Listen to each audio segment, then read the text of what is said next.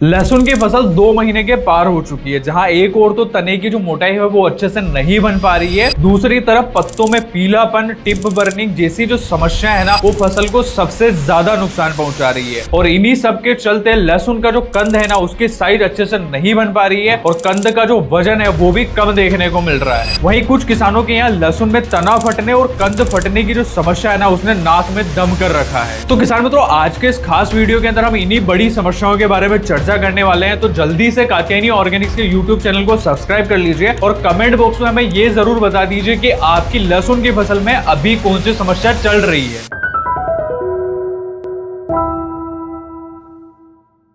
किसान मित्रों, लहसुन की जो फसल है ना वो सभी जगहों पर अभी 2 महीने से पार हो चुकी है। मतलब लगभग 60 से 70 दिन की अवस्था पर आ चुकी है। और ये वाली जो अवस्था रहती है ना, यहाँ पर लहसुन की फसल के अंदर कंद बनना शुरू हो जाता है। और लहसुन की फसल में जब कंद बनना शुरू हो जाता है तो आपको सबसे जरूरी और सबसे मेन बात जिस पर फोकस करना है वो है तने की मोटाई। तने की जो मोटाई है ना जितनी ज्यादा होगी वही आगे चल के आपको उतना ही ज्यादा मोटा कंद देके जाएगा और कंद का जो साइज है वो भी प्रॉपर आएगी और वजन जो रहता है ना वो भी आपको ज्यादा से ज्यादा देखने को मिलेगा। और वहीं पर लहसुन की फसल में तना जितना पतला रहता है ना वही आगे चलकर आपका कंद की जो साइज रहती है ना उसे कम कर देता है। मतलब जो कंद रहता है ना वो अच्छे से फूल नहीं पाता है, कंद का वजन जो रहता है ना वो प्रॉपर तरीके से नहीं बैठ पाता है और आगे चल के पैदावार जो रहता है ना उसके ऊपर इसका काफी नकारात्मक प्रभाव पड़ता है। तो आपको लहसुन की फसल में सही स्टेज पर तने की मोटाई के ऊपर सबसे ज्यादा ध्यान देने की जरूरत है, क्योंकि जितना ज्यादा तना मोटा होगा वही आगे चल के कंद की जो साइज है ना उसको प्रॉपर तरीके से बना पाएगा। और लहसुन की फसल में तने की मोटाई को बढ़ाने के लिए 2 ही पोषक तत्व सबसे ज्यादा काम करते हैं। पहला है फास्फोरस और दूसरा है कैल्शियम। इन दोनों की पूर्ति आप सही समय पर कर देते हो ना तो तने की जो मोटाई है वो प्रॉपर तरीके से निकल के आएगी। जहां फास्फोरस जो रहता है वो सबसे पहले पौधे की जो जड़ें रहती ना उनका विकास करता है। मतलब आपने बेसल डोज में जो भी फास्फोरस डाला होगा ना वो पौधे की जड़ विकास में मदद करता है। और अभी वाला जो फास्फोरस आप डालोगे, मतलब छिड़काव के माध्यम से जो भी फास्फोरस आप उपयोग में लोगे, ये क्या करेगा ना पौधे की पत्तियों के अंदर जितनी भी एनर्जी बढ़ रही है उसको ट्रांसफर करने का काम करेगा और सारी ऊर्जा जो रहती है ना वो पौधे के तनों तक आएगी और तनों से होते हुए पौधे के कंद तक पहुंचती है। तो आगे चल के पौधे का जो कंद रहता है ना वो ज्यादा से ज्यादा विकसित हो पाता है। और उसके बाद में फास्फोरस जो रहता है ना वो पौधे की जो प्रकाश संश्लेषण की जो प्रक्रिया रहती है ना उसको भी बढ़ाने में मदद करता है। मतलब पौधों के अंदर जो रहता है वो हरापन अच्छा बढ़ाता है, जिससे पौधे की जो प्रकाश संश्लेषण की जो प्रोसेस है वो अच्छे से बढ़ पाती है। और अगर पौधे के अंदर प्रकाश संश्लेषण की प्रक्रिया अच्छे से हो पाएगी तभी पौधा ज्यादा से ज्यादा खाना बना पाएगा। और खाना अगर पौधे के अंदर ज्यादा बनेगा तो पौधे को जो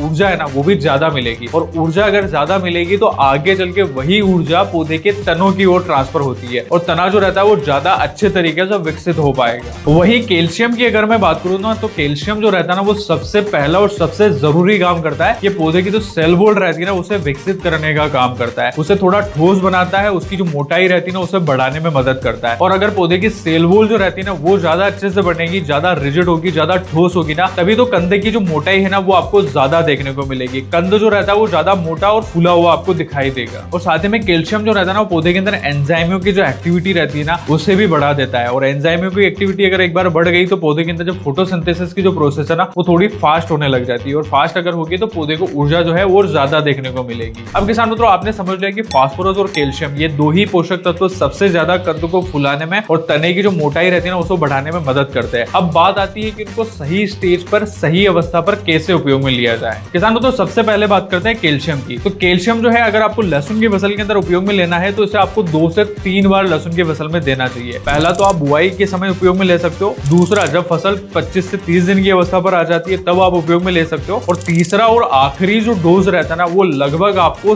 50 से लेकर 70 दिन की अवस्था पर उपयोग में लेना चाहिए। ये 3 अगर डोज आप कैल्शियम का लहसुन की फसल में डाल देते हो तो कंद की जो मोटाई है वो भी आपको अच्छे से देखने को मिलेगी, तना जो रहता है ना वो भी काफी बेहतरीन तरीके से विकसित हो पाएगा। अब ये जो कैल्शियम रहता है ना ये भी मार्केट में 2-3 अलग अलग फॉर्म में आता है, जैसे कि कैल्शियम एडीटीए फॉर्म में भी आता है, कैल्शियम नाइट्रेट फॉर्म में भी आता है और लिपिड फॉर्म में भी आपको कैल्शियम देखने को मिल जाएगा। अब ये जो कैल्शियम नाइट्रेट जो रहता है ना ये शुरुआती अवस्था में उपयोग में लेने के लिए काफी अच्छा रहता है। मतलब पौधा अगर वानस्पतिक अवस्था पर है, 25 से 30 दिन की अवस्था पर है, तब आप कैल्शियम नाइट्रेट को उपयोग में ले सकते हो। और वही चिलेटेड फॉर्म में आने वाला जो कैल्शियम रहता है ना आप उसे फसल की कोई सी भी अवस्था पर उपयोग में ले सकते हो। मतलब जो लास्ट वाला जो डोज है वो आपको कैल्शियम एडीटीए फॉर्म में जो आता है वही आपको उपयोग में लेना चाहिए, क्योंकि एडीटीए के जो रिजल्ट रहते हैं ना वो आपको जल्दी देखने को मिलते हैं और जैसे ही आप इसका स्प्रे करोगे ना तो फसल के अंदर जो आपको 2 से 3 दिन के अंदर जो है इसका असर देखने को मिल जाएगा। और लिक्विड फॉर्म में आने वाला जो कैल्शियम है वो भी आप सेम चिलेटेड फॉर्म में आने वाला जो कैल्शियम है ना उसी प्रकार से उपयोग में ले सकते हो। अब किसान मित्रों बात आती है कि कैल्शियम एडीटीए जो है उसके उपयोग की मात्रा आपको कितनी रखनी है। तो आपको 1 ग्राम 1 लीटर पानी के हिसाब से कैल्शियम एडीटीए को उपयोग में लेना है। लेकिन कैल्शियम एडीटीए जब अपन 50 से 70 दिन की अवस्था पर उपयोग में ले रहे हैं ना तब आपको इसके साथ में बोरोन 20% जो एडीटीए फॉर्म में आता है ना इसको भी उपयोग में लेना जरूरी है, क्योंकि बोरोन और कैल्शियम जो रहते हैं वो जोड़ीदार है। मतलब कि अगर आप कैल्शियम उपयोग में ले रहे हैं तो इसके साथ में बोरोन को भी उपयोग में ले, क्योंकि बोरोन और कैल्शियम इन दोनों के जो एक साथ रिजल्ट आते हैं ना वो काफी शानदार देखने को मिलते हैं। तो अब बोरोन की अगर बात करें तो बोरोन जो रहता है ना ये भी पौधे के अंदर सेल वॉल डेवलप करने का काम करता है। मतलब सेल वॉल जो रहती है उसे मजबूत बनाता है, उसी कारण से आगे चल के तना फटने की जो समस्या है ना वो आपको देखने को नहीं मिलती है और कंद फटने की जो समस्या है ना वो भी काफी हद तक कंट्रोल हो जाती है।